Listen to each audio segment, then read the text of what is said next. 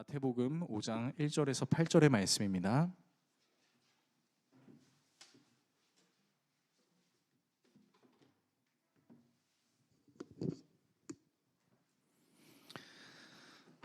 마태복음 5장 1절에서 8절의 말씀.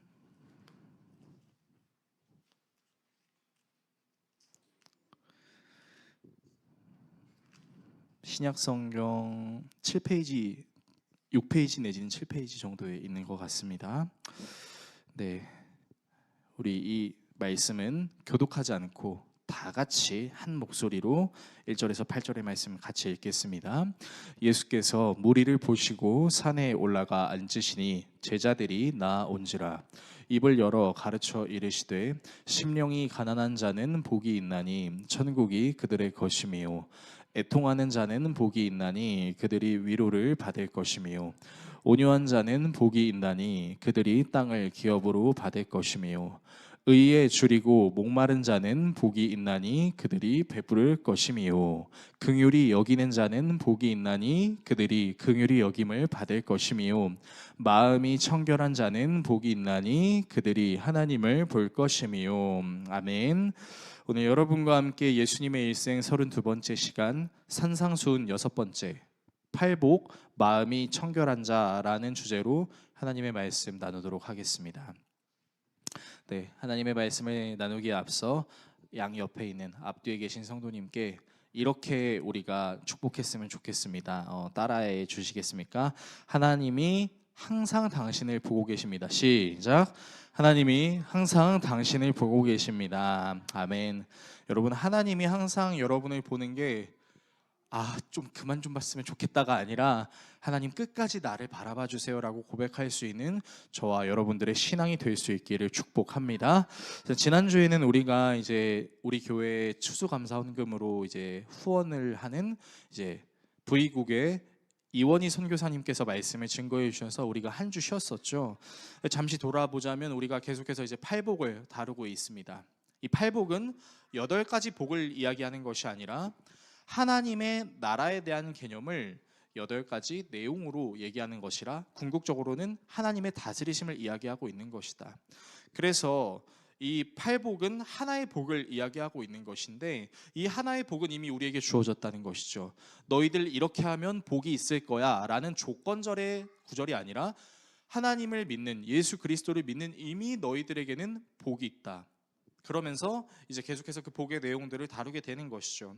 우리가 지지난주에는 하나님께서 우리에게 주시는 그 긍휼히 여기는 마음, 그리고 우리 또한 그 하나님 아버지의 마음을 본받아 사람을 미워하고 정죄하고 저주하는 것이 아니라 그 사람을 하나님의 시선으로 긍휼히 여길 수 있는 것, 그것이 우리에게 참 복되다라는 사실을 우리가 나눴었어요. 오늘은 여러분과 함께 마음이 청결한 자에 대한 내용을 좀 나누도록 하겠습니다.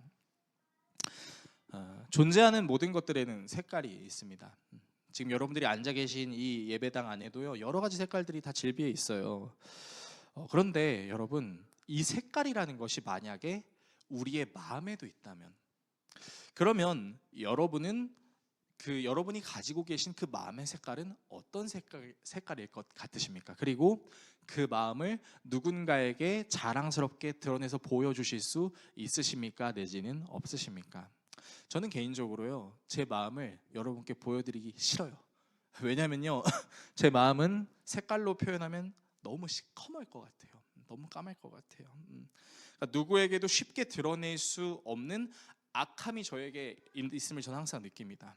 그래서 가장 가까이서 제 악함을 받아들이는 제 아내에게 항상 감사한데, 아내한테 이제 종종 이제 분노를 표출하는 걸 보면 이제 아내도 이제 생각할 거예요. 저 사람이 진짜 목사가 맞나? 내가 진짜 결혼해줬으니까 망정이지라는 생각을 할 수 있을 정도로 제 마음은 정말 악합니다. 그리고 연약해요. 흑색으로 보일 것 같기도 하고 까만색으로 보일 것 같기도 하고 갈색으로 보일 것 같기도 해서 누군가에게 보여주는 게 좀 창피할 것 같습니다. 근데 저만 이런 생각을 갖고 있는 것 같지는 않아요. 이 땅을 살아가는 모든 사람들이 누군가에게 당신의 마음의 색깔은 무엇입니까?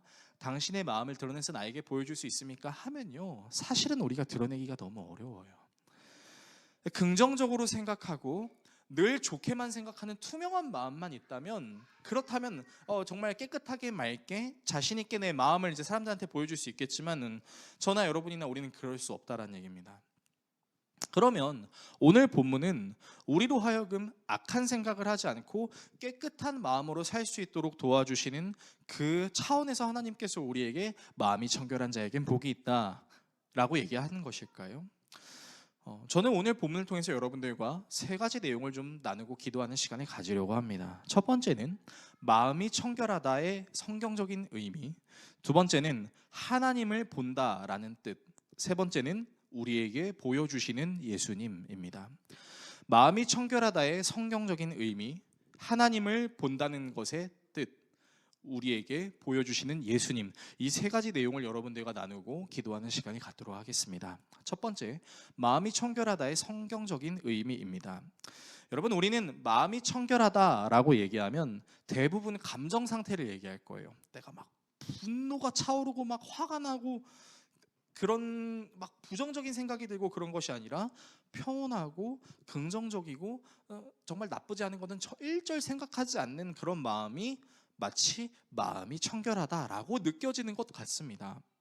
그런데요, 오늘 성경이 우리에게 말하고 있는 마음은요, 단순히 우리의 감정 상태만을 이야기하는 것이 아닙니다. 아닌 이유에 대해서 대표적인 성경 구절을 하나 여러분들께 보여드리고 싶어요. 잠언 16장 9절의 말씀이에요. 같이 읽어보겠습니다. 사람이 마음으로 자기의 앞길을 계획하지만 그 발걸음을 인도하시는 분은 주님이시다. 자, 여러분, 이 구절 다 알고 계실 거예요. 특히 여러분들이 어딘가로 가야 되나, 무엇을 해야 되나, 어떻게 해야 되나 고민할 때 여러분들이 끝끝내 고민하고 기도하고 결정한 다음에 항상 이렇게 얘기할 거란 말이죠. 마음으로 계획할지라도 그 길은 하나님이 인도하신다, 믿습니다, 주님, 이러면서 간다는 거예요. 자, 그런데 아까 우리가 읽었던 말씀을 보면은 자기의 길이라는 게 나와 있습니다. 이 길이라는 게 여러분 제가 굳이 설명 안 해도 아실 거예요. 바로 우리의 삶이죠. 우리의 인생이에요. 그런데 그 인생을 성경 기자가 뭐라고 얘기하고 있어요? 사람이 마음으로 그 길을 계획할지라도 라고 나와 있습니다. 자, 여러분들께 질문해 볼게요. 여러분은 어떤 계획을 할 때 감정적으로 하십니까? 아, 이거는 좀 좋은 것 같아. 아, 이건 좀 싫은 것 같아. 그냥 단순히 이런 걸로 결정하세요? 여러분, 우리는 감정이 결정의 요소가 될 수는 있지만 감정만으로 우리의 인생사를 결정하지 않습니다. 굉장히 냉정하게 이성적으로 생각하죠. 직장을 고를 때도 이 직장이 내게 줄 수 있는 연봉이 얼마이고, 연봉과 인센티브가 얼마이고, 이 연봉과 인센티브에 어울릴 만큼의 일을 나에게 주나, 또 후생복지는 어떻게 되나, 이런 거 다 따져본다는 거예요. 그러니까 마음으로 자기의 길을 계획한다는 것은 어떤 단순히 감정적으로 이거 재밌겠다, 이거 좋겠다, 이거는 힘들지 않을 것 같아, 이런 수준으로 결정하는 것이 아니라 우리가 가지고 있는 이성, 감정, 행동, 그리고 이 모든 것들을 기반으로 쌓아왔던 나의 경험을 일컫는 말입니다. 그러니까 마음이라는 것은 성경에서 지금 우리에게 말하는 이 마음은 단순히 우리의 감정이 요동치는 것을 하는 것이 아니라 한 사람의 삶, 한 사람의 인격을 가리키는 거예요. 그러니까 마음으로 자기의 길을 계획한다는 것, 다시 말해 내 인격 그 자체로 내 길을 계획하는 것. 그리고 마음이 청결하다는 것은 단순히 내 마음 감정 상태를 이야기하는 것이 아니라 나라는 하나의 인격을 가리키고 있다라는 것입니다. 그래서 우리가 신앙생활을 하면서 특별히 주님께서 우리에게 주시는 은혜를 잘 누리기 위해서 우리에게 필요한 것이 있어요. 그게 뭐냐면요, 저나 여러분이나 우리의 마음이나 생각이나 행동의 상태가 지금 어떠한가라는 것을 확인해 볼 필요가 있습니다. 자, 그러면 여러분, 우리는 어떻게 우리의 마음의 상태를 확인할 수 있을까요? 여러분, 생각보다 이 마음의 상태를 확인하는 것은 간단합니다. 산상수훈의 말씀이 마태복음 5장부터 8장 1절까지 지속돼요. 그래서 예수님께서 이 팔복의 내용을 선포하시고 팔복에 대한 세부 내용들을 계속해서 설교하시는데 그 설교의 내용 중에 우리의 마음의 상태를 확인하는 법을 알려주십니다. 마태복음 6장 21절의 말씀, 화면을 통해서 같이 읽겠습니다. 너의 보물이 있는 곳에 너의 마음도 있을 것이다. 저는 진짜 예수님이 정말 비유의 천재, 설명의 천재라는 생각이 드는 게, 여러분, 정말 사람은 단순해요. 자기가 시간을 쏟는 것, 자기가 물질을 쏟는 것에 우리의 마음이 있습니다. 마찬가지로 예수님도 말씀하시죠. 보물이 있는 곳에 우리의 마음이 있다라는 거예요. 쉽게 말해서 내가 가장 갖고 싶어하는 그것에 내 생각과 마음과 물질과 행동이 다 담겨 있을 수 있다라는 것입니다. 그것이 누군가에는 돈이 될 수 있을 것이고, 누군가에게는 외모가 될 수 있을 것이고, 누군가에게는 명예, 누군가에게는 안정적인 삶이 될 수 있겠죠. 그러니까 돈을 이제 보물로 여기는 사람은 돈이 있으면 기분이 좋지만 돈이 없으면 기분이 우울하고, 외모를 보물로 여기는 사람은 외모가 좀 출중하다 생각하면 기분이 좋지만 외모가 못생겼다고 생각하면 내 삶에 의미가 없게 느끼는 거예요. 다른 것들도 마찬가지죠. 그러니까 보물이라고 여기는 것에 우리의 인생이 걸려 있다라고 생각하는 거예요. 그러니까 마음이 청결하다라는 것은 내 마음에 있는 모든 것을 싹 비우고 무소유로, 그리고 어떤 부정적인 생각을 하지 않고 평안함으로, 그렇게 있는 수준으로 이야기하는 것이 아니라는 거예요. 마음이 청결하다는 것은 우리가 신뢰해야 될 대상이 유일하신 하나님을 인정하는 것, 하나님이 아닌 다른 것을 신뢰함으로 나타나는 불안 요소를 제거하고 하나님으로 가득 채우는 것. 다시 말해, 내 인격이 바른 것을 신뢰하는 것. 여러분, 이것이 마음이 청결하다라는 것입니다. 그래서 여러분, 우리가 하나님이 아닌 다른 것을 신뢰할 때 나타날 수 있는 것은 그것이 영원하지 않기 때문에 우리의 마음에 불안이라는 것이 생기기 마련입니다. 그래서 저와 여러분들이 확인해야 되는 것은, 만약에 지금 내 마음이 평안하다면 그 평안을 일으키는 것이 무엇인지, 혹 내 마음이 불안하다면 그 마음을 불안하게 만드는 요소가 무엇인지를 우리가 확인해야 한다라는 겁니다. 여러분, 우리가 보통 이제 대한민국의 축구 경기를 보게 되면은 이제 좀 흥분해요. 우리나라가 지지 않았으면 좋겠어요. 꼭 이겼으면 좋겠어요. 근데 우리만 그런 마음이겠습니까? 실제로 그 축구를 뛰고 있는 대한민국 축구 선수는 어떤 마음이겠어요? 사실 그 사람들은요, 진짜 죄송한 얘기지만 똥줄 타는 마음으로 축구합니다. 발길질 한 번만 잘못하면 영원히 살 수 있는 축복을 얻거든요. 너무 욕을 많이 먹어서 이제 생명이 길어지는 것처럼. 근데 이제 왜 선수들이 그런 마음을 갖겠어요? 사람들이 다 국가대표로 뽑힌 선수들인데, 국가대표라는 거는 우리랑은 비교할 수 없을 정도로 엄청난 축구 실력을 갖고 있는 선수들이란 말이에요. 그런데 우리가 이 선수들을 응원하면서 되게 기이한 현상들이 가끔 나오는데, 예를 들어서 공격수 선수가 볼을 잡아서 찬스가 나왔습니다. 그래서 슛을 딱 때렸는데 이상한 데로 갔어요. 그러면 저나 여러분이나 10중 8구는 뭘 하냐면 욕을 합니다. 아우, 저것도 못 넣어, 내가 왼발로 차도 넣겠다, 뒤로 차도 넣겠다, 이런 얘기를 막 해요. 근데 여러분, 내가 왼발로 차도 넣겠다, 뒤로 차도 넣겠다라는 사람을 국가대표로 넣으면 그 사람이 정말 왼발로 찰 수 있을까요? 뒷발로 찰 수 있을까요? 그런 순간 전혀 안 나와요. 그런데 그 응원하는 사람이 그 못 찬 축구 선수를 미워하느냐? 아니에요. 골을 넣었으면 하는 바람이 엄청났었던 거죠. 근데 골을 못 넣었어요. 그러면 저 선수가 너무 긴장했나 보다, 저 선수가 너무 무거운 중압감을 갖고 있나 보다, 우리가 계속 응원하자, 그래서 막 보이지 않아도 대한민국 이렇게 응원하면 참 좋을 텐데 욕을 해요. 저도 욕 많이 했습니다. 그래서 이 욕을 너무나 많이 듣던 한 국가대표 선수가 SNS에 이런 말을 올린 적이 있었습니다. 답답하면 니들이 뛰던가, 이렇게 얘기를 한 거예요. 그러니까 이제 대국민의 분노를 사게 된 거죠. 근데 대국민의 분노를 샀던 그 친구가 국가대표 경기에 나가서 잘하면 사람들이 언제 그랬냐는 듯이 또 여론이 싹 바뀝니다. 역시 믿었어, 난 당신이 골을 넣을 줄 알았어. 못 넣었을 때는 그렇게 욕해놓고. 그런데 이제 제가 살펴보고 싶은 건 그거예요. 골을 못 넣었을 때 왜 우리에게 욕이 나오는 건가라는 것이죠. 그 사람이 골을 넣지 못했을 때 제발 다음에는 침착해서 골을 잘 넣을 수 있도록 힘내세요 선수님, 이렇게 응원하지 못하고 왜 골을 못 넣으라고 생각한다면 우리의 마음속에 반드시 이길 것이라는 확신이 없기 때문일 수 있다는 거죠. 우리가 반드시 이길 수 있다는 생각을 갖고 있다면 그 선수가 헛발질을 하거나 잘못 차도 응원할 수 있습니다. 근데 불안해요. 왜요? 못 이길 것 같으니까. 못 이길 것 같으니까 욕해요.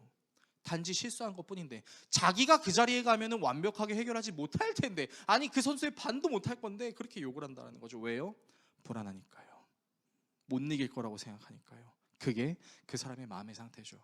여러분, 우리의 영적인 생활도 마찬가지예요.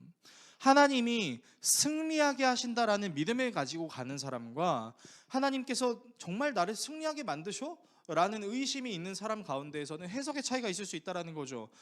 반드시 이기게 하신다라고 하는 사람은 물론 힘든 경우가 있을 수 있긴 하지만 너무 힘들어서 하나님을 온전히 믿을 수 있게 해달라고 간구하는 기도를 합니다. 하지만 하나님의 승리하심을 믿지 못하는 사람은 계속 불안하고 염려에 떨게 되는 거죠. 그래서 어떻게 합니까? 하나님을 원망합니다. 하나님을 욕합니다. 저는 하나님을 욕하는 게 나쁘다라고 말하고 싶지 않습니다. 바로 이것이 우리의 마음의 상태를 확인하는 방법이라는 거예요. 여러분이 지금 보물로 여기고 계신 것은 어디에 있습니까? 또 누구에게 있습니까? 저와 여러분이 오늘 말씀을 통해서 그것을 돌아보는 시간을 가졌으면 좋겠습니다. 두 번째입니다.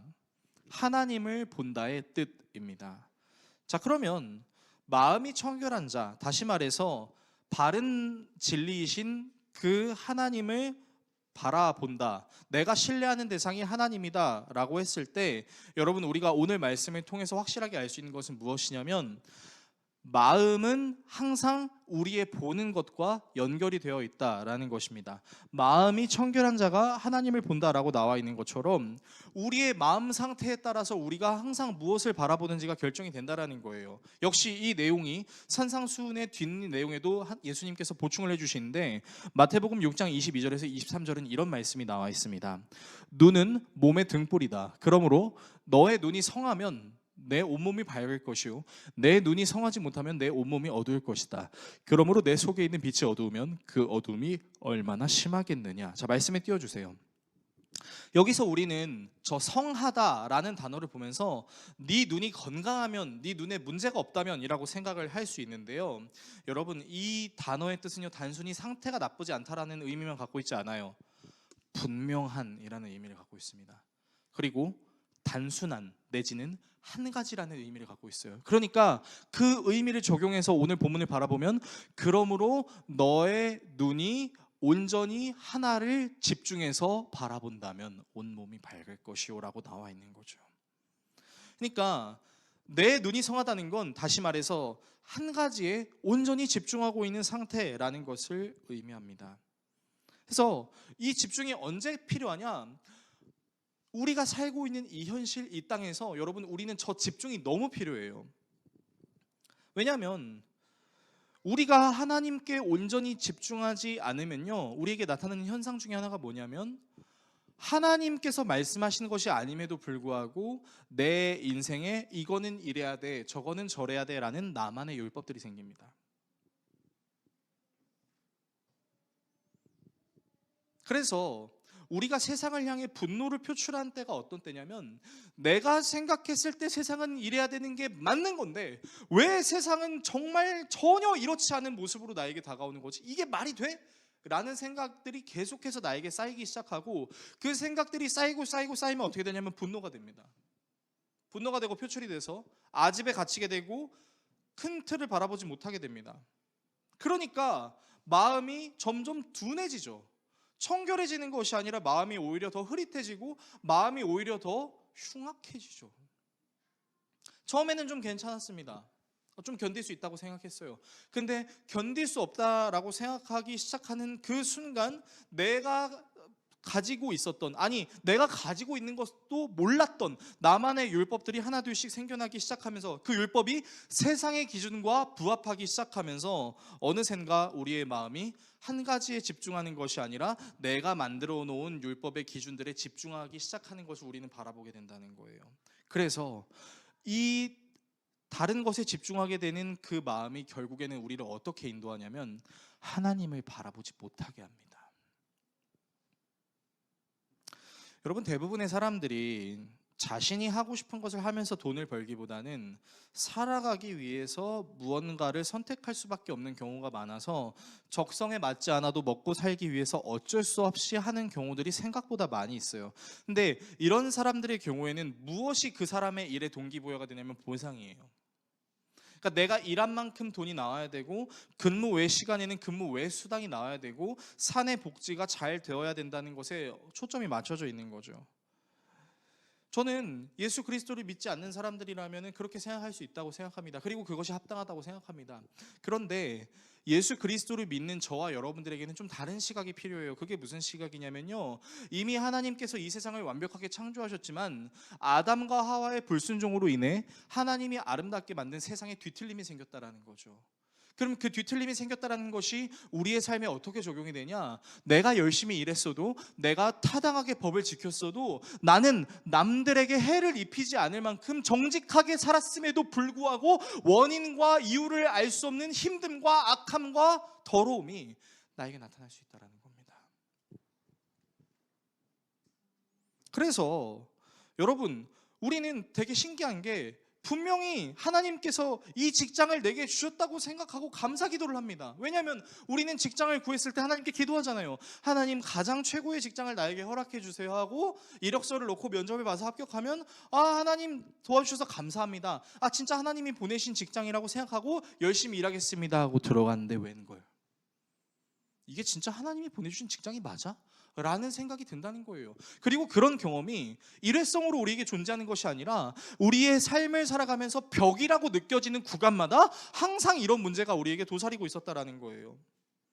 그러면 그 회사에 들어가서 정말 뜨겁고 행복했던 나의 마음이 어느샌가 차갑게 식고, 하나님 왜 내 기도에 응답해 주지 않으시죠? 왜 나에게 저주를 내리시는 거죠? 라고 생각한다는 거죠. 그러면서 하나님이 아닌 다른 것을 점점 더 의지하게 되고, 그것을 의지하면서 우리도 모르게 우리의 마음이 점점 강팍하고 악해지는 현상들을, 굳어져가는 현상들을 우리는 경험하게 되고, 그러다가 때로는 극단적으로는 부정적인 행위를 저지름에도 나 자신을 지키기 위해서 그랬다라는 합리화를 시키게 될 수도 있다라는 겁니다. 그래서 그런 사람들을 보게 됐을 때 뭐가 없냐면요, 여유가 없어요. 시간적 여유를 이야기하는 게 아닙니다. 그러니까 마음의 여유가 없어요. 항상 뭔가에 쫓기는 거죠. 뭔가에 쫓기고 내가 뭘 하고 있는 건지도 온전히 인식하지 못하고, 그런 일상이 계속해서 반복되면서 내 안에 쌓이기 시작하는 것은 무엇이냐면 분노입니다. 그래서 그 분노가 어떻게 표출이 되냐면, 내가 마땅한 대우를 받아야 된다고 생각했을 때 그것을 해주지 않는 존재에게 표출하게 되는 거죠. 물론 그렇게 해서 나 자신을 지키고 싶은 마음이 당연히 들 수 있습니다. 저는 그게 잘못됐다라고 얘기하고 싶은 게 아닙니다. 다만 그렇게 행동했을 때 우리가 어떻게 변화되어 가고 우리가 어떻게 악해져 가고 있는지를 우리는 살펴볼 필요가 있다라는 겁니다. 그런데 오늘 본문에 나오는 한 가지에 집중하는 삶, 다시 말해 하나님께 집중하는 삶을 사는 사람들이 가지고 있는 특유의 영적 스탠스가 있어요. 그것이 무엇이냐면 여유입니다. 그 여유가 무엇이냐면요, 타인에게 무언가를 증명하거나 보상만을 위한 인생을 사는 것이 아니라, 한치 내 앞에 무슨 일이 일어날지 예측할 수 없음에도 불구하고 나를 창조하신 하나님이 반드시 나를 인도하신다는 기대, 그리고 그 기대 때문에 생기는 기다림, 여러분, 이것이 성경이 우리에게 주고자 하는 여유입니다. 그래서 저나 여러분이나 잊지 말아야 될 게 있어요. 여러분, 우리는 신앙생활 하면서 이 하나님을 생각할 수 있는 여유를 자꾸만 앗아가는 그 마귀와 사탄의 존재들과의 영적인 싸움을 계속해서 해나갈 것입니다. 그때 여러분들이 잃지 말아야 되는 게 뭐냐면요, 하나님을 믿어야지, 그것도 맞죠. 근데 제가 말씀드리고 싶은 건, 오늘 말씀을 통해서 말씀을 드리고 싶은 건, 하나님을 향한 여유가 우리에게 필요합니다. 하나님이 분명히 내 삶에 역사하시고 하나님이 절대 나를 버리시지 않는다. 그래서 조급함보다는 기다림과 신뢰로 하나님 앞에 나아갈 수 있어야 합니다. 저는 이 사람이 정말 예수 믿었으면 좋겠다라고 생각하는, 제가 되게 존경하는 인물이 한 명 있어요. 그 사람이 누구냐면 이제 백종원 선생님입니다. 저는 백종원 선생님이 꼭 예수 그리스도를 믿었으면 좋겠습니다. 혹시 백종원 선생님이 우리 교회 예배를 보고 계신다면 언제 한번 차를 한 잔 마셨으면 좋겠는데, 저는 백종원 선생님이 진짜 예수를 믿었으면 좋겠다고 생각했던 이유가 있었어요. 제가 되게 좋아하는 예능 중에 하나가 무엇이었냐면 골목식당이었습니다. 그러니까 장사가 잘 되지 않는 가게를 운영하고 계신, 어려움을 맞이하신 그런 분들에게 솔루션을 제공하면서 그 작은 상점의 부흥을 일으키고 그 상점이 돈을 벌 수 있도록 돕는 거예요. 그래서 이제 백종원 선생님이 어느 때와 다름없이 이제 장사가 잘 안 되는 식당에 이제 방문을 해서 그 식당 주인장이랑 대화를 하고 있었어요. 근데 그 백종원 선생님께서 이렇게 물은 거죠. 보통 장사가 안 되는 식당은요, 전문가들이 뭐 먼저 물어보냐면요, 하루 매출이 얼마예요? 월 매출이 얼마예요? 연 매출은 얼마예요? 그 하루 매출을 벌기 위해 당신이 근무하는 시간은 얼마입니까? 이런 기본적인 조건들을 항상 물어봅니다. 그런데 백종원 선생님은 그 주인장에게 이걸 물어보는 거예요. 뭘 물어봤냐면, 손님, 맛은 어떠십니까? 라고 물어보는 거죠. 그리고 그 손님이 음식을 시켜서 먹고 그 음식을 남겼는지 남기지 않았는지를 확인하고, 그리고 그 손님이 정말 맛있게 먹었는지, 돈이 아까워서 어쩔 수 없이 먹었는지 표정을 살핀다는 거예요. 그러니까 이렇게 엄청난 부를 이루고 여러 가지 사업을 하는 정말 요식 사업가 백종원 선생님이 가장 중요하게 보는 것이 여기 일매출이 얼마야, 월매출이 얼마야, 이게 아니라 그 음식 사장님이 자신이 얼마나 음식에 자존심을 갖고 그 음식을 만드는지, 그리고 그 음식을 그 사람이 어떻게 먹는지, 그래서 너무 맛있게 먹어서 남겼는지 안 남겼는지, 다음에 또 오고 싶은 식당인지 아닌지를 면밀하게 확인한다라는 거예요. 그래서 백종원 선생님이 솔루션을 줄 때도 이거 고쳐야 돼요, 저거 고쳐야 돼요가 아니라 가장 먼저 하는 솔루션이 뭐냐면, 당신은 손님을 얼마만큼 생각하고 손님에게 얼마만큼 대접하냐라는 거죠.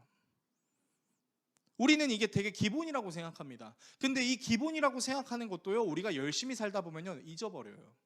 기본이라는 게 잊어버려요. 그래서 기본이 아니라 편법을 찾게 되고, 기본이 아니라 어떤 순식간에 성공할 수 있는 무언가를 찾게 된다라는 거죠. 그래서 백종원 선생님이 그래요. 생존의 위협이 올 수 있는 그 순간에도 당신이 이 장사를 하는 본질을 절대로 잊어버려서는 안 된다라고 얘기하죠. 근데 저는 백종원 선생님의 그 말씀이 마치 하나님의 말씀처럼 들렸던 게, 여러분 이제 우리 더웨이 교회가 이제 올해 3월 5일에 시작을 했습니다.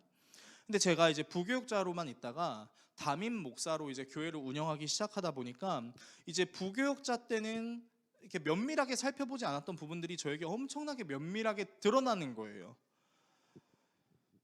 그래서 교회 운영하면서 교회 운영에 필요한 자금이 얼마가 되는지, 교회 운영에 필요한 사람이 몇 명이 필요한지, 교회가 잘 운영이 되기 위해선 어떤 프로그램을 어떻게 실천해야 되는지에 대한 고민이 저한테 엄청 많았습니다. 그리고 솔직히 말해서 제 마음속에 단시간에 부흥하고 싶다, 단시간에 좀 성공해서 자리 잡고 싶어서 다른 교회에서 우리를 후원해 준다고 하더라도 저희는 이제 재정 자립했으니까 괜찮습니다, 이제 우리 교회가 다른 교회를 후원할게요 라고 말하고 싶은 욕심도 분명히 있었어요. 근데 하나님께서 이 더웨이 교회를 시작하게 하시면서 주셨던 마음이 뭐였냐면 두 가지였습니다. 두 가지였는데 그게 뭐냐면, 바른 말씀을 증거하고 바른 말씀에 반응하는 성도들과 함께 온전히 예배하라, 이것이었어요. 두 번째는 그 예배하는 성도들과 함께 한 번은 꼭 교제하라. 그 성도들이 어떤 기도 제목을 갖고 있고 그 성도들이 무언가를 바라고 있는지를 확인해라 라는 것이었습니다. 그러니까 쉽게 말하면 예배와 교제예요. 근데 여러분, 성경이, 이 66권의 성경이 우리에게 계속해서 강조하는 그리스도인들의 본질은요, 예배와 교제예요. 근데 저도 생각했다니까요. 어떻게 하면 교회 사이즈를 빨리 키울 수 있을지, 어떻게 하면 이 교회 사람들이 많이 오게 할 수 있을지, 방법은 있습니다. 그 방법 실천하면 됩니다. 저는 그 방법이 뭔지도 알고 있습니다. 그런데 하나님께서 저에게 요구하셨던 건 그런 어떤 방법론을 바라보는 사역을 하는 것이 아니라, 그 방법론을 나중에 주님께서 알려주실 터이니 너는 지금 하나님을 온전히 바라보는 마음으로 예배하고 교제하라 라는 가르침을 주셨어요. 그래서 여러분은 되게 무책임한 담임 목사라고 생각하실 수 있겠지만, 저는 빨리 우리 더웨이 교회 부흥시켜야 된다라는 그 중압감이 지금은 없습니다. 무슨 마음만 있냐면, 이 교회에 여러분들이 예배드리러 오셔서 같이 말씀을 나누고 찬양하고 기도하는 가운데 여러분의 영이 온전히 하나님만 바라보는 회복이 일어나기를 저는 간절히 소망합니다. 그래서요, 그렇게 우리 더웨이 교회에 회복된 한 사람이 더 늘어나기 시작하면 그때 하나님께서 또 때에 맞게 우리 교회에 요구하실 것이 있으실 겁니다. 교리 교육이라든지 구제 활동이라든지 아니면 어떤 교육 프로그램이라든지 제자 훈련이라든지 그런 것들을 하나님께서 다 요구하시겠죠. 하지만 저는 그것을 하지 못해서 우울한 것이 아니라 그것을 나중에 하게 하실 하나님을 기대하는 마음으로 지금은 예배와 교제에 집중하라는 그 하나님의 말씀에 순종하고 싶습니다. 여러분은 어떠신가요? 혹시 여러분들의 마음에 조급함이 있으신가요? 왜 하나님이 빨리 역사하시지 않는 것 같지라는 생각이 드시나요? 왜 내가 열심히 한 만큼에 대한 보상이 똑바로 나에게 다가오지 않지라고 생각이 되시나요? 근데 그때 여러분들의 눈에 가장 크게 보이는 것이 무엇인가요?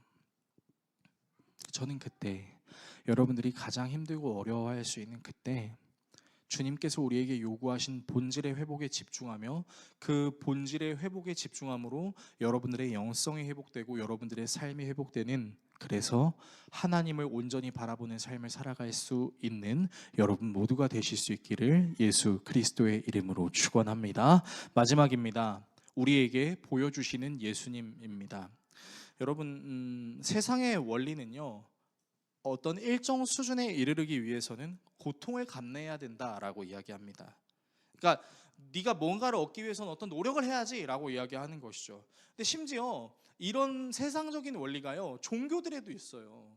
저는 불교가 참 신기한 게, 불교는 붓다를 믿는다고 이야기하는데 사실 붓다를 믿는 게 아니라 그들 자신의 열반에 이르기 위한 경지를 더 믿는 것 같아요.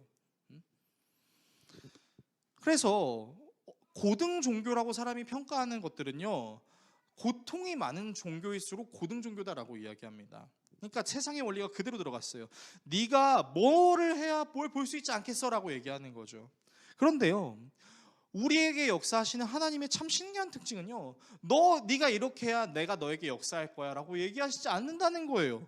너무 신기해요. 우리는 하나님께 묻죠. 하나님, 어떻게 하면 내가 하나님의 은혜를 받을 수 있을까요? 라고 간구할 때 찬양해, 기도해, 말씀 읽어, 주일 성수해, 수요 성수해, 새벽 성수해, 헌금 많이 내, 봉사 많이 해, 이러면 너에게 복을 받을 거야 라고 하나님이 말씀하신다면 우리도 별반 다른 종교와 다를 바 없겠지만, 이상한 것은 하나님께서는 우리에게 너 이거 해 저거 해 라고 말씀하시지 않는다는 거예요. 오히려 무엇을 하셨냐면 우리에게 하나님 자신이 어떤 분이신지를 보여주셨어요. 여러분, 이게 다른 종교와 기독교의 차이입니다. 예수님은 제자들에게 이렇게 얘기하시지 않으셨어요. 믿어봐. 니들이 나 믿으면 내가 부활해 줄게, 내가 문제를 해결해 줄게, 이렇게 얘기하시지 않으셨다는 거죠. 도리어 너무나 신기한 것이, 이 하나님이라는 존재가 굳이 겪지 않아도 되는 고통을 겪기 위해 이 땅에 내려오셨다는 거죠. 굳이 인간이 느끼는 배고픔, 아픔, 절망, 고통, 육신의 연약함, 이런 걸 굳이 느끼실 필요 없으신 그분이 친히 그 몸을 입고 이 땅에 내려오셔서 죽으셨습니다. 그리고 부활하셨다라는 것이죠. 근데 부활해서 끝난 게 아니었어요. 예수님의 이 사역은 그 다음으로 이어집니다. 요한복음 20장 24절에서 27절의 말씀인데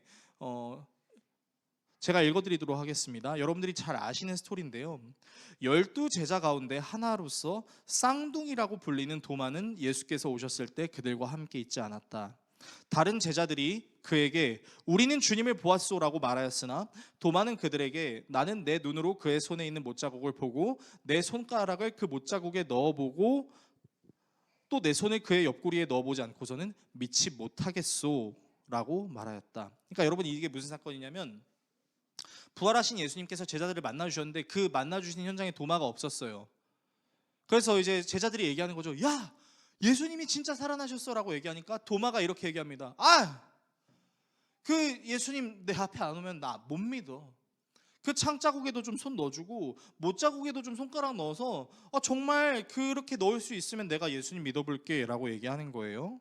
자, 그런데 다음 또 읽어드릴게요. 8일 뒤에 제자들이 다시 집안에 모여 있었는데 도마도 함께 있었다. 문이 잠겨 있었으나 예수께서 와서 그들에게로 들어서셔서 너희에게 평화가 있기를 하고 인사말을 하셨다. 그리고 나서 도마에게 말씀하셨다. 너의 손가락을 이리 내밀어서 내 손을 만져보고 네 손을 내 옆구리에 넣어봐라. 그래서 의심을 떨쳐버리고 믿음을 가져라.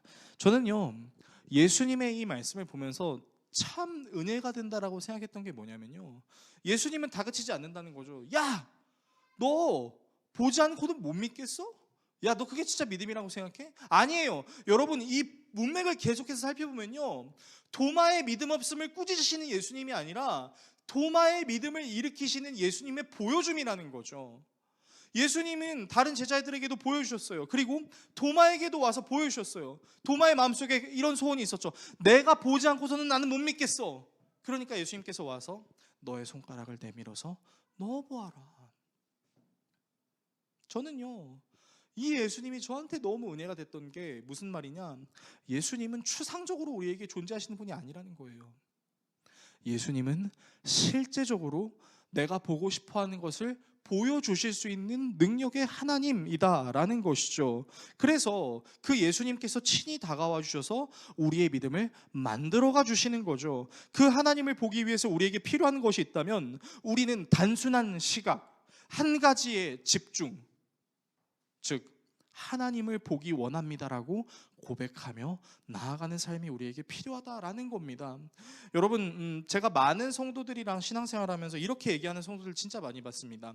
흔히 하나님의 역사하심을 잘 모르겠는데 시간이 흐르고 나니까 하나님께서 이렇게 일하셨던 것 같아요 라고 간증하시는 분들이 상당히 많습니다. 그런데요, 여러분, 이 간증은요, 뒤집어서 보면 무슨 구조로 돼 있냐면 내가 하나님을 바라보지 못했던 그 순간에도 하나님은 일하고 계셨다라는 겁니다. 그렇지 않습니까? 내가 그때는 알지 못했는데 시간이 지나니까 하나님께서 역사하셨다는 걸 알겠다라는 고백은요, 다시 말하면 그 이전에 하나님께서 나에게 역사하셨다는 것을 나는 알지 못했지만 그럼에도 불구하고 하나님은 그 자리에 계셨다라는 겁니다. 그렇다는 건 우리가 확신할 수 있는 게 뭐예요? 하나님이 우리와 항상 함께 계셨다는 것은 사실이라는 거죠. 우리가 기쁠 때도, 우리가 힘들 때도, 어려울 때도 하나님은 항상 함께 계셨어요. 그러면 우리에게 필요한 것은 나중에 생각해 보니까 그게 하나님의 은혜였다라고 말할 수 있는 믿음도 중요하지만, 나중에 아니라 지금 하나님께서 나에게 어떻게 역사하시고 어떻게 말씀하시는지를 바라볼 수 있는 신앙, 그 시각, 그 믿음 나에게 주시옵소서. 하나님은 항상 우리에게 요구하시죠. 내 삶에 주어진 모든 상황 속에서 그 일상을 살아갈 때 그 일상에 하나님께서 자신과 함께 하시도록 요구하시잖아요. 그리고 여러분들이 양심으로 그걸 느끼잖아요. 만약 예수님이라면 지금 나에게 어떻게 말씀하셨을까? 만약 하나님이라면 지금 나에게 어떻게 말씀하실까? 우리 그거 알아요.